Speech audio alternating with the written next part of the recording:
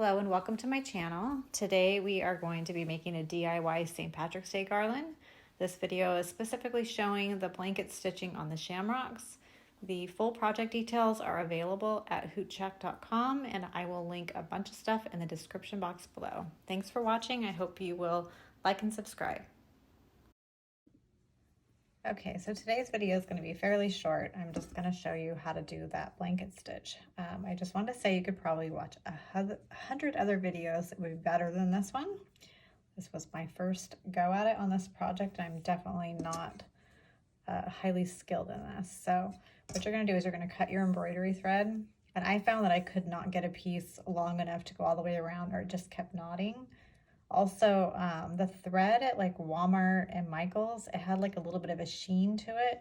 It worked so much better. I got some cheap stuff off Amazon, thinking it was all the same. It's kind of more of a cottony feel, and this knots up a lot. So I'm hoping I can make it through this video. Okay, so you're gonna start, I found it was easier to start on a straighter edge and not at the point. That was just me. So first we're gonna hide the knot. So we have the knot on the end. We're going to come up between the two shapes like this, about that far away. Can you see that? There. That's actually a little far, but like that. So right there, we're just hiding the knot. So I'll turn that and hold it together. So now you're going to go around the top and up to the back, right where you started. And you're going to pull your thread. Now this is, you can get knots so easily, so when you pull your thread, if you have the shinier thread, it may not do it, but just kind of keep an eye on this. I found it knotting not only at the back, but also in the front. And a couple times I had to cut the thread. Okay, so right before, I pulled that a little far. So leave it up about like that. And then you're going to take your needle inside this loop. Don't get through the thread. I've done that before too, not paying attention. So you're just going to go through this loop and then pull.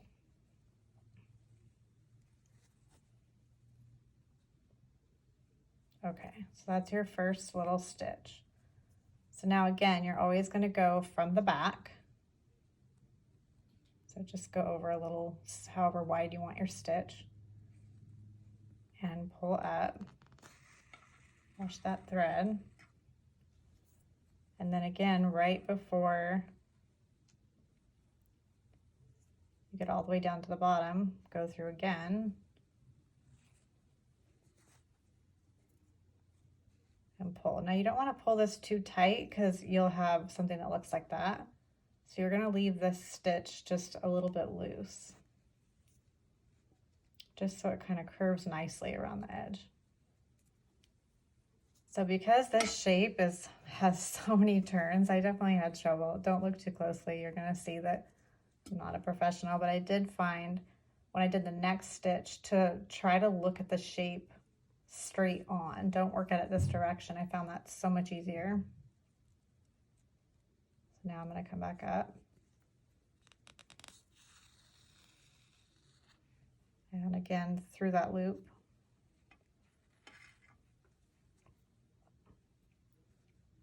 And then as I got to these points, I made my stitch pretty much right at the tip.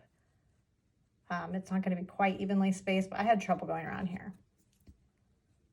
So I went not quite all the way to the point, but like that.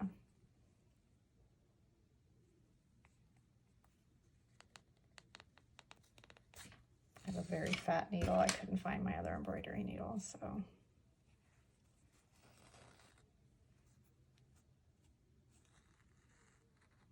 And again through here.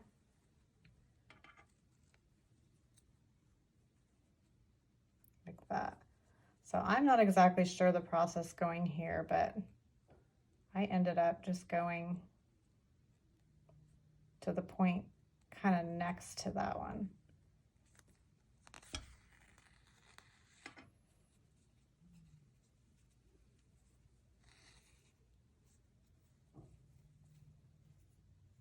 And then through. Once you get around that little corner, it gets easy again.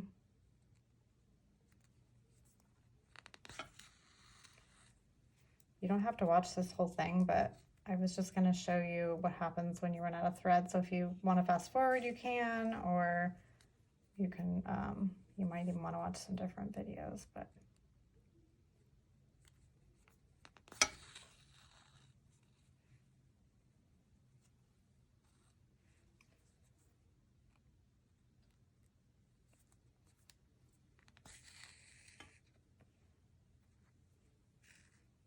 Okay, so up through the back. Okay, what I'll do is I will come back when I run out of thread, and then I'll just quickly show you how to add more if you need to, because you might not be able to make it all the way around with one piece. Okay, so if you need to add thread, what you can do is, if you don't care what it looks like on the back, you can just knot it off right through here. But if you're selling these or something and you don't want it to show on the back, you can open this like this and then get your needle under the stitch like that. And then loop it through 2 times to knot it.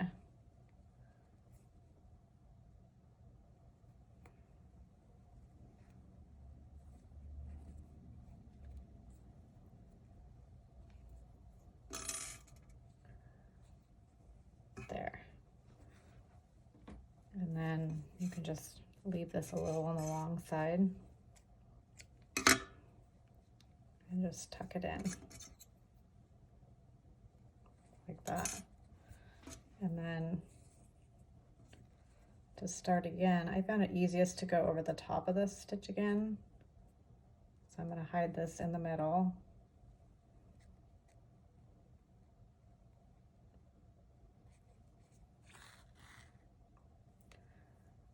And then same thing, go over the top.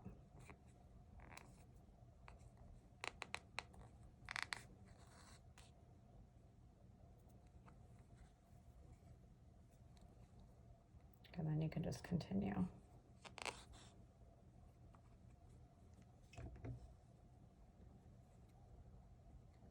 So when you're finished and you go all the way around, which I won't do right now, but you can just come over to the back and loop through.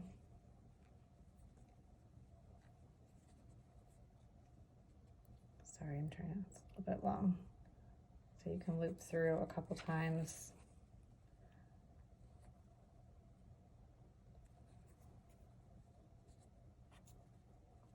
Pull that tight and then just snip the knot like that. That's how you finish it.